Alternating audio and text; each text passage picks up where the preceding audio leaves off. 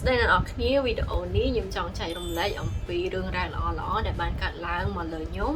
នៅក្នុងពេលដែលខ្ញុំមករៀននៅភ្នំពេញគឺចាប់តាំងពីពេលដែលខ្ញុំឡើងមករៀនដំបូងនៅក្នុងឆ្នាំ2010ចុងឆ្នាំ2017ហើយខ្ញុំឡើងមករៀននៅភ្នំពេញរហូតមកដល់ឥឡូវហ្នឹងការរស់នៅទីក្រុងភ្នំពេញគឺចូលជិត8ឆ្នាំហើយមានរឿងល្អៗជាច្រើនដែលបានកើតឡើងវាខុសពីការដែលខ្ញុំធ្លាប់គិតមុនពេលដែលឡើងមកទីក្រុងភ្នំពេញគឺបានន័យថាជាធម្មតាយើងជាអ្នករស់នៅខេត្តយើងជាក្មេងស្រីមកពីខេត្តអញ្ចឹងទៅពេលដែលឡើងមករៀននៅភ្នំពេញទាំងប៉ាម៉ាក់ក៏គាត់តែងតែមានផ្នែកកំណត់មួយថាខ្លាចនេះខ្លាចនោះភ័យព្រួយបារម្ភច្រើនចំពោះសុវត្ថិភាពនៅក្នុងការឡើងមកនៅទីក្រុងភ្នំពេញតែម្នាក់ឯងក្នុងនាមយើងជាមនុស្សស្រីរឿងដែលភ័យព្រួយភាគច្រើនហ្នឹងគឺតកតងជាមួយនឹងចោលឆក់ចោលប្លន់ការបំពានឬមួយក៏គ្រោះថ្នាក់អីផ្សេងៗហ្នឹងប៉ុន្តែអានេះខ្ញុំលើកបទពិសោធន៍នឹងរឿងរ៉ាវដែលខ្ញុំជួបជាក់ស្ដែងនៅក្នុងកំឡុងពេលដែលមកសិក្សានឹងរស់នៅទីក្រុងភ្នំពេញនេះគឺអត់មានរឿងទាំងអស់នឹងកើតឡើងទេមិនដែលជួបគ្រោះថ្នាក់ចរាចរណ៍អត់ដែលមានការឆក់ការប្លន់អីទេហើយក៏អត់មានអ្នកណារំលោភបំពានអីដែលមានលក្ខណៈធ្ងន់ធ្ងរអីអត់មានទេអញ្ចឹងខ្ញុំគិតថារឿងល្អៗដែលបានកើតឡើងនឹងខ្ញុំយល់ថាវាក៏ចេញពីខ្លួនយើងទៅដែរហេតុអីបើខ្ញុំនិយាយអញ្ចឹងគឺនៅក្នុងករណីមួយដែលថាខ្ញុំខ្លួនឯងខ្ញុំជាមនុស្សដែរចូលចិត្តសន្តិភាពចូលចិត្តអីដែលមិនបង្កជាបញ្ហាធ្ងន់ធ្ងរឧទាហរណ៍ថារឿងហ្នឹងយើងដឹងតែរឿងហ្នឹងវាអាចបង្កជាបញ្ហាហើយប៉ុន្តែសម្រាប់ខ្ញុំអត់ចង់ឲ្យមានជាបញ្ហាធំទេអញ្ចឹងទាំងការនិយាយស្ដីកាយវិការសម្ដីសម្ដែងរបស់យើងគឺត្រូវយើង control ខ្លួនឯងយើងព្យាយាមគ្រប់គ្រងខ្លួនឯងនៅក្នុងការធ្វើអ្វីមួយហើយក៏ប្រព្រឹត្តអ្វីមួយគឺយើងត្រូវគិតពីសុវត្ថិភាពខ្លួនឯងជាធំនៅក្នុងការរស់នៅចាំថ្ងៃខ្ញុំចង់និយាយចាប់តាំងពីពេលចាប់ផ្ដើមមករៀនទីក្រុងភ្នំពេញដំបូងគឺខ្ញុំជិះកង់ក្នុងការដែលយើងជិះកង់ហ្នឹងយើងតែងតែភ័យឯថាយើងអត់ធ្លាប់នៅទីក្រុងហើយយើងត្រូវជិះកង់បណ្ដាយើងមើល map បណ្ដាអញ្ចឹងជិះកង់បណ្ដាមើល map បណ្ដាយើងមិនត្រូវដកទូរស័ព្ទយកមកមើលតាមផ្លូវអញ្ចឹងអាពេលដែលយើងភាពភ័យខ្លាចពីមុនដែលយើងធ្លាប់មានពេលដែលមិនតមករស់នៅនឹងគឺយើងខ្លាចថាកំពុងមើលចោលជិះមកឆក់យកទៅបាត់ទូរស័ព្ទអីចឹងទៅប៉ុន្តែតាមបទពិសោធន៍ខ្ញុំគឺអត់មានរឿងរ៉ាវហ្នឹងកើតឡើងទេគឺមានន័យថាខ្ញុំ survive អានឹងបានមួយគឺអត់មានករណីឆក់ទូរស័ព្ទអីចឹងទេតែអាចថាក្នុងករណីមួយដែលថាយើងប្រើទូរស័ព្ទនៅក្នុងកម្រិតសេរីទាបអញ្ចឹងទៅគឺអត់មានបានតាក់ទាញចោលឲ្យមកឆក់ប្លន់យើងអីទេអញ្ចឹងវាអាចជាចំណុចមួយដែលខ្ញុំគិតថា appreciate មួយខ្លួនឯងដែរដែលថាវាអត់មានរឿងរ៉ាវអាក្រក់អីកើតឡើងមកលើខ្លួនឯងទី2គឺយើងជិះកង់យើងអត់មានភ្លើងទេអញ្ចឹងទៅការជិះកង់ទៅពេលយប់អាចនឹងម៉ូតូឡានគេជិះមកលឿនមើលអត់ឃើញអីចឹងទៅវាអាចនឹងមានហានិភ័យដែរនៅក្នុងការធ្វើដំណើរតែម្នាក់ឯងនៅពេលយប់ទទួលខុសត្រូវជាមួយខ្លួនឯងដោយថាបើសិនជាខ្ញុំត្រូវទៅណានៅពេលយប់ឬមួយក៏អីចឹងទៅខ្ញុំគិតទៅដល់សុវត្ថិភាពខ្លួនឯងនៅក្នុងករណីមួយដែលថាមានគេមកលេបខាយអីចឹងទៅដោយសារយើងជាមនុស្សស្រីប៉ុន្តែករណីទាំងអស់ហ្នឹងវាក៏អត់មានកើតឡើងមកលើខ្ញុំដែរទី1 tip របស់ខ្ញុំមួយនៅពេលដែលខ្ញុំជិះកង់នៅពេលយប់គឺខ្ញុំជិះកង់ចតាងជើងនិយាយទៅខ្ញុំជិះកង់ធ្វើមិនឲ្យដូចមនុស្សប្រុសដូចមិនមែនជាមនុស្សស្រីទុនជ្រាយគឺខ្ញុំជិះរបៀបដាក់ដៃចង្ងាងជិះហើយខ្ញុំជិះកង់ធ្វើចឹងហើយរបៀបថាយើងធ្វើដូចរងមាំចឹងប៉ុន្តែក្នុងខ្លួនក្នុងចិត្តអីហ្នឹងគឺភ័យដែរតែខ្លះប៉ុន្តែខ្ញុំគិតថា tip មួយហ្នឹងសម្រាប់ការជិះកង់ជាក្មេងស្រីខ្ញុំគិតថាវាអាច work ដែរដែលកុំឲ្យគេមើល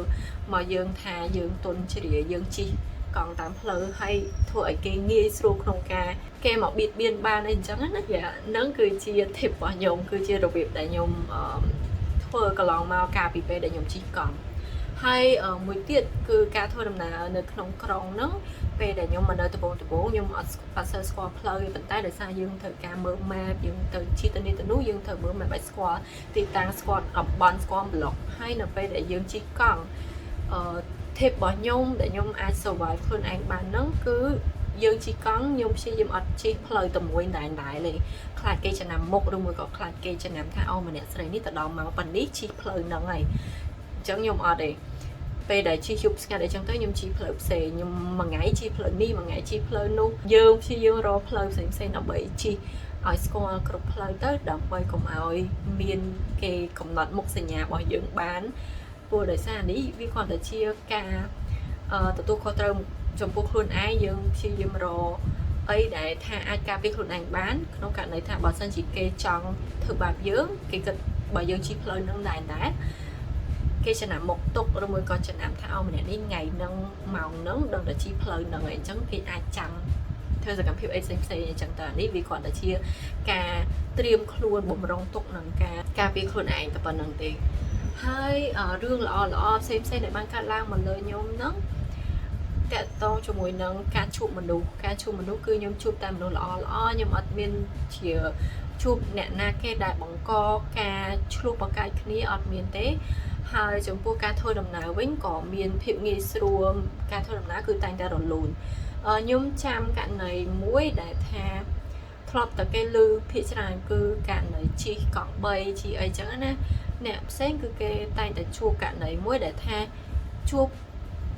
អ្នកបើកបរដែលអត់និយាយគ្នាពិបាកនិយាយគ្នាឬមួយក៏បង្កជាចំនួនអីចឹងទៅសម្រាប់ខ្ញុំទោះបីបុកតាម app ឬមួយក៏ហៅដោយមាត់ក៏ដោយគឺខ្ញុំតែងតែជួបពូដែលគាត់ស្រួលនិយាយគ្នាហើយអ្នកមួយដោយសារតែយើងជាមនុស្សដែលអត់សូវចេះមាត់យើងក៏មិនមែនជាមនុស្សដែលចេញទៅចងាងដែរអញ្ចឹងខ្ញុំគិតថារឿងល្អវាកើតចេញពីខ្លួនយើងដែរគឺការចេញពីអាកប្បកិរិយារបស់យើងវាអាចជះឥទ្ធិពលទៅដល់ការធ្វើសកម្មភាពអីមួយរបស់អ្នកដទៃឧទាហរណ៍ថាយើងចេញដំបូងមកយើងចេញរបៀប slow ហើយយើងស្រួលនិយាយគ្នាដែរអញ្ចឹងធ្វើឲ្យអ្នកដែលយើងជួបនឹងគឺគេនិយាយស្រួលជាមួយយើងដែរអញ្ចឹងខ្ញុំគិតថាវាមានឥទ្ធិពលទៅលើគ្នាទៅវិញទៅមកបើសិនយើងចេញមករបៀបថា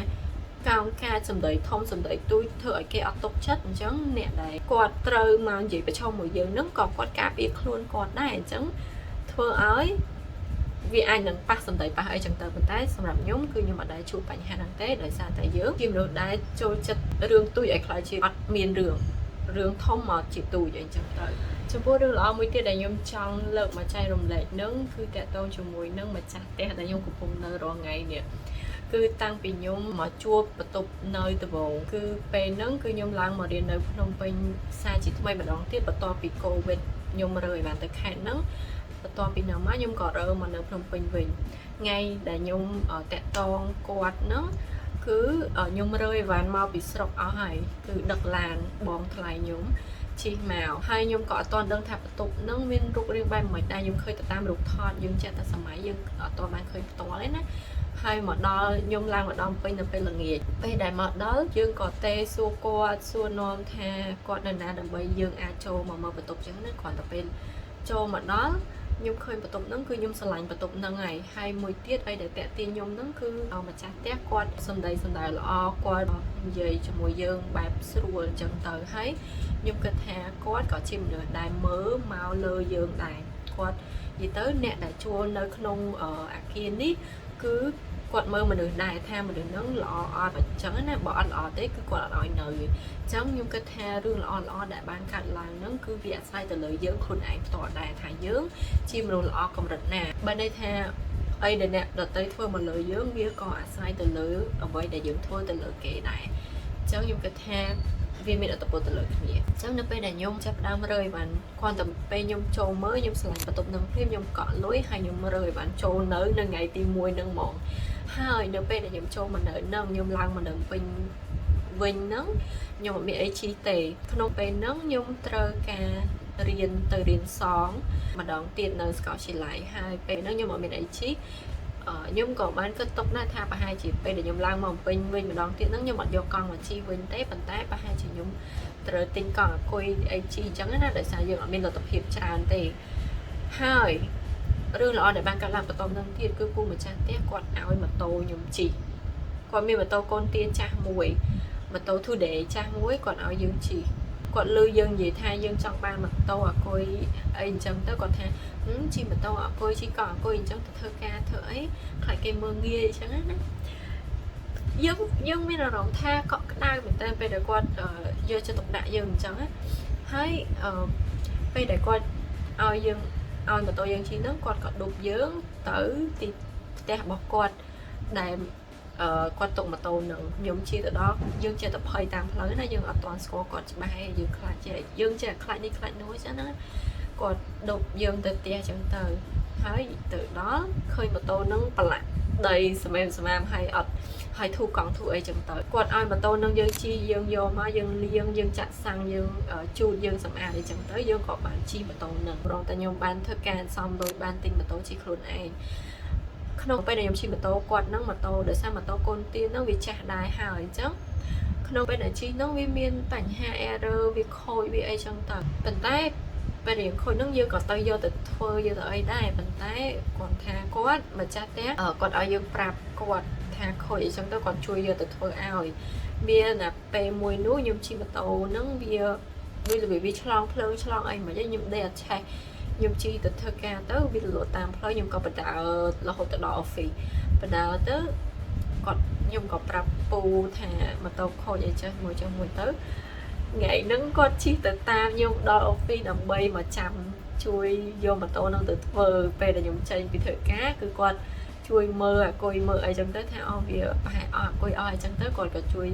thẹ vô từ cả làng chiền vô từ đồ coi đồ ấy trong tới hay nhưng dân xong con tranh lối á nhưng xong con tranh lối con đã nói tranh lối thì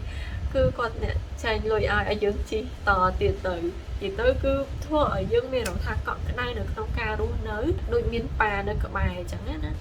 chẳng ảnh đi nhung kết tha vía có ở xây từ lớn à cặp cái già bỏ dớ được không ca luôn nơi này đang đại nhung nơi bật tục rồi ngày nắng nhung tay tại chú sầm ad bao sầm ad ở ca trên châu ấy cứ dương chỉ dương thay được xa là bỏ trộm để miền được họ kia nâng đại chẳng tới vì thưa áo dương chụp tại ấy lọ chụp tại mình lọ chẳng tới đây trong nơi sầm khăn là nhung cho vậy chạy lại tại to trong mùi nó rương lọ để nhung chụp nơi về để mà đuổi được nông pin nước cứ nhung chọn áo chỉ xa môi the rương lọ mà chùm nuốn vì mình bên cạnh làng đợi ảnh tệ phần tay vi có cạnh láng sai từ lớn dương luôn ảnh tỏa dương thôi ấy là dương chi mà nụ đây cho chân thiệp lọ năng bẹp nạc là dùng cái thè thôi lọ bàn lọ phần tay được không cả lại thì sẵn khác thôi lọ có bàn ấy để ỏ mà đây bia đưa lọ người tiền để nhung chọn chạy lấy cứ để bây để nhung khôi mà tôi tam lời để che hay nhung có phải đào mà sẽ tốt tới sao tao bị bong pro mình nè còn tàu máu còn xu mà tôi cả đấy nhung thằng để che bong tôi còn thằng mò vào chầm bong chui thẹn tới hay về để quan chui thẹn nhung đơn thằng đơn một năng miên chi ngày nhung nhóm cùng đồng nhóm như anh phải đào từ đo cái lạnh chiên đừng ba bàn tay chạy tao ấy bong nó có chi mà đo tới còn thằng ốc chẳng có chui thẹn từ đo cái lạnh chiên tới về để thẹn nó cực nhiều cực không cho ta còn chi bị còi thẹn mà tôi nhầm tới nó nhiều cực không cho thẹn đừng con mà thế này tôi về từ đó là chiên chạm con qua đâu mà có xong lên qua tục xong Facebook xong ấy chẳng đấy sắp từ về chi từ đó là chiên nhưng còn là nhung bọt cho là chiên phím còn chi từ bạc dừng tôi van con rượu vua lên nè hay là việc chẳng á chẳng nhưng cái tha cái khác đừng lọ vì đôi miền bon sầm nàng ấy muối ao dương chụp tại lọ chẳng nếu không đẹp bây giờ quá chi tự bạn nữa nhưng mà đang thường mà như miền tây còn ơi mọi người ở con trà đấy xong rồi mọi người sọc sầm bài tam lời chẳng hạn là dương vậy không chật tao mà này ai tới bỏ qua tự bạn ấy đừng gì tập con mà tê hay này đang chia ấy để nhóm tay để thở 20 tiết rương để nhóm tay để thở 10 tiết cứ bây giờ nhóm chi mà tôi tam play nhóm chụp dương chi từ view chân tới dương khơi nè cây đàn bà đào mà tôi đâu mới có quần xa đâu mới có khơi mà tôi chân tới dương ọt ban chui dương ọt ban tới chui tên là sao là mỗi dương chỉ sợi đá hay chụp bật lục ấy chân tới dương bà đọc bị sỏi thuê phụ anh này rồi bây giờ nhóm chi cắt nè để miền bài hai là tám play bây giờ nhóm chi cắt nó nhóm khơi dương ọt ban cho chui men bẩn té không chặt vào nhóm nhưng tay tên gì không chặt thản trẻ về để chụp chẳng nó nhưng tay tên gì không chặt ha xong mọi nè để miền bài hai là tam play còn chặt ban rồi ban nằm nó sai chặt ban ở chi tự đo tia đo cổ đào phong chẳng này nhưng còn tại không chặt tập ban đằng tí rồi về để nhóm chi mà tàu tam play rồi mới có tên na tên này chụp nè để con lùng bại chẳng tới nhưng bà sẽ dùng một ban chui ấy thế còn những chui thay chỉ cả bon son chơi bị không chết á chẳng anh ấy chia rương ra để nhóm tay tại chụp hai rương ra để nhóm cơ tha vì cả chơi bị khuôn dừng đá được không cao luôn nơi 100 ngày trong video nâng nhung miền ca chạy đồng lại tập phần đi tế bà sân trên này lọt thêm miền dụng bò ấy chui chạy đồng lại đông môi còn miền đường lọ lọ ấy để chui chạy đồng lại tế comment chung với nhung phong hay vì nhớ mình có việc tập phần đi tế lợi dụng điều đắt sai tăng cho một tình tình hai gì lên trong trên hai ở con này đọc khi mình tên để bà tạm bạn đọc video mình đi hai sản phẩm tha nhưng đừng miền topic ấy sẽ là bị gì chạy động lại tên này đọc khi video cào bye bye